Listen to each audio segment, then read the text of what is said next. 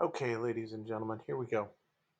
Today we're talking about probability, and in V2, we're actually trying to find the probability. IXL does one thing that's really cool, not one thing, but several things really cool that I like.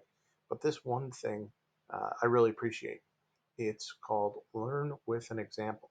So if you click on that, they actually explain the process of how to do these problems.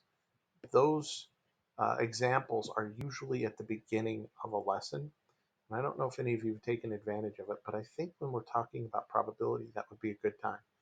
Okay, so basically, if we're talking about probability, uh, they give you this example. If you flip a coin, what is the probability that it will land on heads? Write your answer as a fraction or a whole number.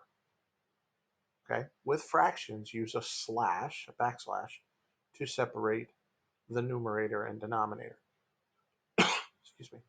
The probability is the number of favorable outcomes out of the possible outcomes. So your denominator is always going to be the possible outcomes, okay?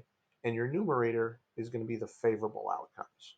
So there are two possible outcomes if you're flipping a coin. It's going to be heads or tails, okay? I know some of you are saying, but it could land on its side. Yeah, it rarely does, so let's not go there. There is one favorable outcome where we want to know how many times it will land, or what's the probability it will land on heads. So there's only one head head side on a coin. So the probability, the favorable is 1, the possible is 2. So we write it as the fraction 1 over 2, or 1/2. Okay? So let's go ahead and just do a few practice problems. If you roll a six-sided die, what is the probability of rolling a 1? Now, the possible outcomes on a six-sided die, well, that's easy. There are 6 possible outcomes. Okay? The favorable outcome is the number 1. So we would answer that as 1 is the favorable, 6 is the possible, or 1/6.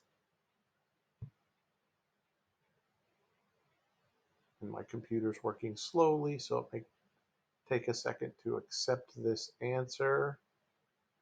Try again. Oh, there we go. Okay. If you flip a coin, so we're on to the next problem. What is the probability that it will land on tails? Okay, well, a coin has two sides, a heads and a tails. So there are 2 possible outcomes and 1 favorable, landing on tails. So we do the favorable first and the possible second. Okay, one tails is only on one side of the coin, and there are 2 possible outcomes. Click submit. There we go. We're on our way. If you flip a coin, what is the probability to land on tails? We just did that one. So we'll do it again.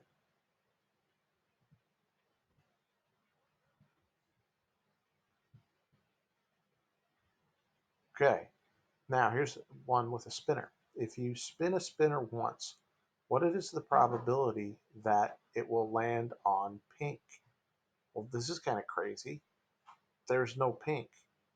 So there is a 0 chance that it will land on pink.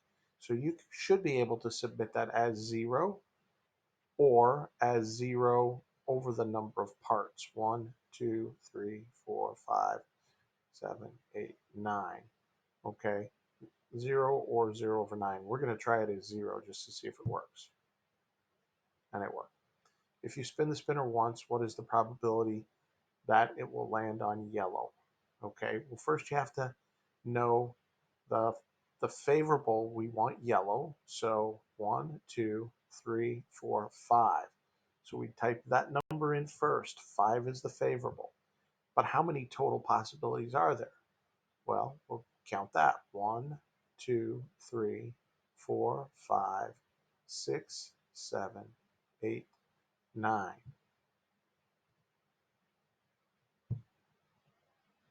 Okay, are you getting the hang of this? We'll do one more, and then I'll let you guys get started. If you select a marble without looking, what is the probability that it will be purple? Okay, so purple is the favorable.